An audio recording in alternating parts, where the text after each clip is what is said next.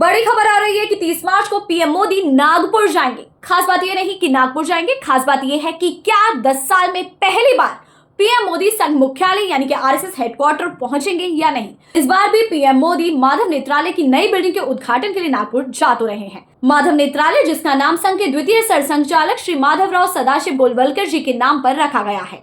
लेकिन सबके मन में फिर वही सवाल है कि क्या पीएम मोदी इस बार भी आरएसएस हेडक्वार्टर नहीं जाएंगे। तो सुनिए, 30 मार्च को है गुड़ी पड़वा। गुड़ी पड़वा अपने आप में संघ के लिए एक खास पर्व है। उस दिन हिंदू नववर्ष भी शुरू होता है और उसी दिन संघ के संस्थापक डॉक्टर हेडगेवार जी का जन्म दिवस भी है।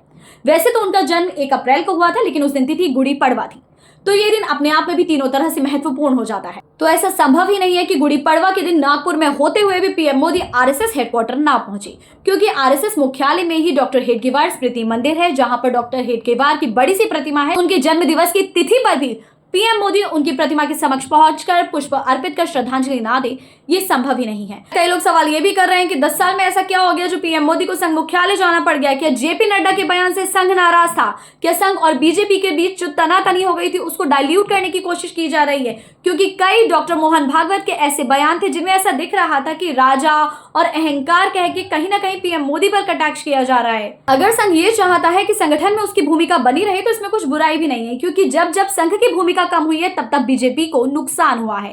खैर, फिलहाल संघ में और बीजेपी में ठीक समन्वय बैठ सके, इसकी पूरी कोशिशें की जा रही हैं। एक बात और खास है कि आरएसएस इस साल अपने 100 वर्ष पूरे कर रहा है और पीएम मोदी लगातार आरएसएस का नाम जप रहे हैं। फरवरी में उन्होंने अखिल भारतीय मराठी साहित्य सम्मेलन में आरएसएस का नाम लिया कि मैंने मराठी वहीं से सीखी, डॉक्टर हेडगेवार के बारे में बात की।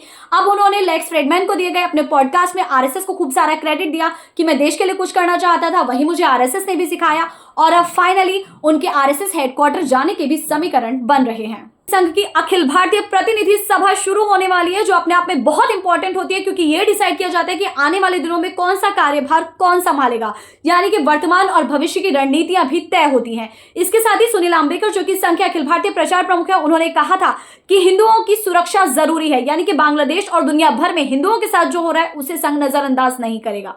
साथ में उन्होंने एक छोटी सी लाइन कही थी कि औरंगजेब इज इररिलेवेंट। इसका मतलब कि संघ अब पास्ट से ज्यादा प्रेजेंट और फ्यूचर पे ध्यान देने वाला है। 18 अप्रैल को बीजेपी की भी बैठक है। यहाँ ये देखना इंटरेस्टिंग होगा कि भाजपा के नए अध्यक्ष पर संघ की राय कितनी मैटर करती है। मेरा आपसे पहला सवाल कि क्या पीएम मोदी संघ मुख्यालय जाएंगे? दूसरा सवाल, क्या पीएम मोदी के संघ मुख्यालय जाने से पीएम मोदी और डॉक्टर मोहन भागवत के बीच के ये खट्टे मीठे से रिश्ते सुलझेंगे? मेरा तीसरा सवाल ये कि बीजेपी का नया अध्यक्ष कौन होगा? यदि नाम पता है तो कमेंट बॉक्स में लिखिए। साथ में यह भी बताइए कि बीजेपी के नए अध्यक्ष पर आरएसएस की राय कितनी मैटर करेगी।